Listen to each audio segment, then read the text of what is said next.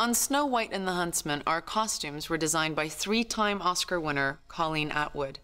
Colleen is a true artist, and I was amazed by what she created for us.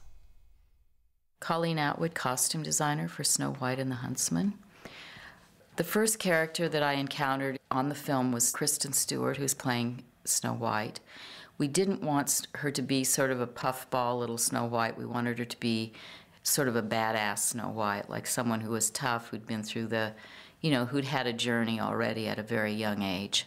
We wanted to sort of have a fairy tale quality to it without it being all fairy-like.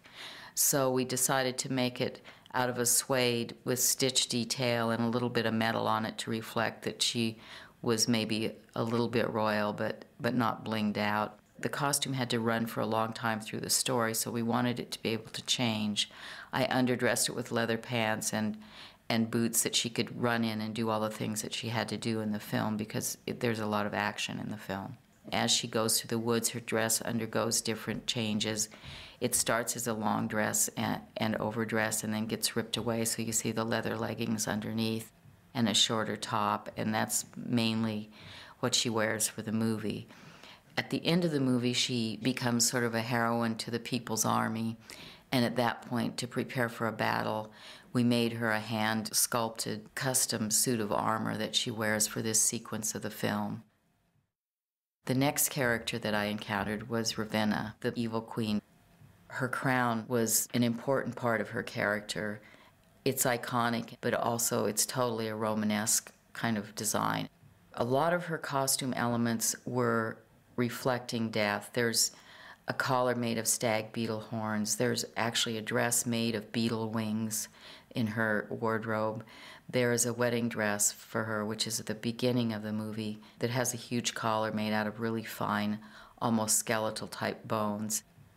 She also has a cape made of cock feather that have been carved and sculpted into a shape on a cape. I call it her transforming cape because she becomes birds when she wears it.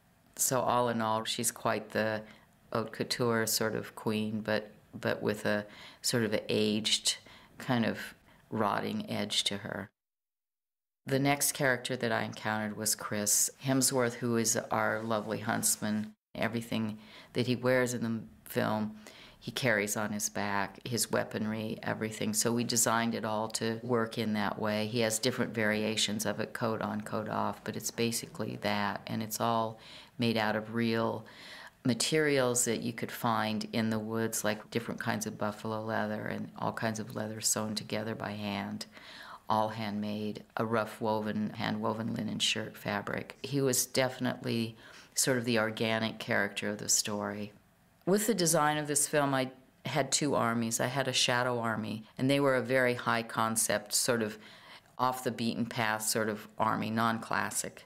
It was really fun to get to do an army that sort of you hadn't done before, that nobody's seen before. We made over 350 costumes for them, and that process, along with the Silver Army, which you see on King Magnus and his people, and also on Snow White, began in January, way before pre-production started on the film in other areas. To do this kind of work, you start with a lot of concept work and then a sculpt and a mold. So that process is almost a 4-month process before you have a costume. So we had to begin these guys even before we had a final script. We knew they were going to be in there. I think they look pretty scary when you see all 1,000 of them coming at you in the movie.